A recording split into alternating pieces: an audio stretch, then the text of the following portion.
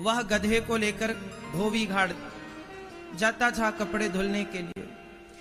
रोज की तरह धोबी आज भी गधे पर कपड़े लाद कर और धोबी घाट चला। जब धोबी घाट पहुंचा तो धोबी ने देखा कि मैं गधे को बांधने की रस्सी तो भूल गया, अब गधे को बांधूं कहां। तो वहां से एक संत जी निकले।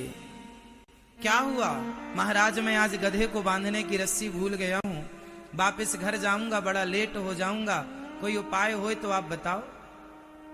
ठीक है, उपाय संत जी ने कहा है, इसे जहां तुम रोज बांधते थे, रोज सचमुच बांधते थे, आज झूठ मूठ का बांधो। उसके गले में झूठ मूठ का हाथ डाल दो, पांव में उसके जहां बांधते थे पेड़ पर झूठ मूठ का लपेट दो। गधे के साथ वैसे ही किया, गधे के गले में हाथ डाला, पेड़ में लपेट दिया। जैसे रोज सच्ची का बांधता था धोबी, आज झूठ मूठ का बांध दिया। अच्छा, गधे को क्या लगा कि मैं बंधा हुआ।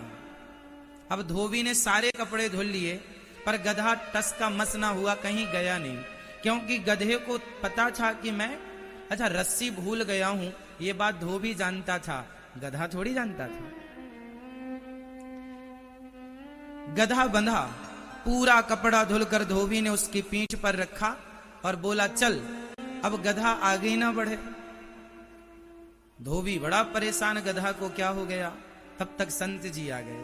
क्या हुआ महाराज, क्या मंत्र पढ़ा, ये तो चलता ही नहीं।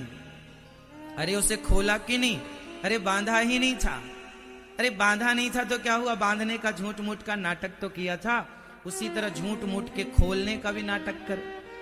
अब गधे के गले में झूठ मूठ का हाथ डाला, पेड़ से खोला, गधे को लगा मैं खुल गया, चल पड़ा। क्योंकि गधे का अभ्यास था कि मालिक पहले आता था, उसके गले में हाथ डालता था, फिर बोलता था चल, फिर मारता था। आज पहले ही मारने लगा, गधे को लगा आज ये गधा कैसे हो गया।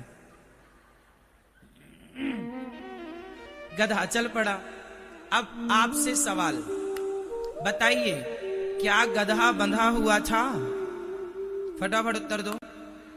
क्या गधा बंधा हुआ था? नहीं, गधा बंधा हुआ नहीं था, पर वह अपने आप को बंधा हुआ मान रहा था। गधा बंधा नहीं था भैया जी, गधा बंधा नहीं था, पर वह अपने आप को बंधा हुआ मान रहा था। उसी तरह बुरा ना मानो तो एक बात कहूं, बताओ वो गधा कौन?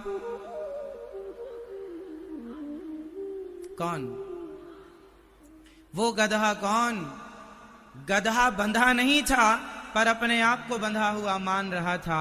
उसी तरह हम लोग संसार में किसी से बंधे नहीं हैं, पर जब तक जीते हैं सारी जिंदगी अपने आप को बंधा हुआ मानते हैं। क्यों मानते हैं?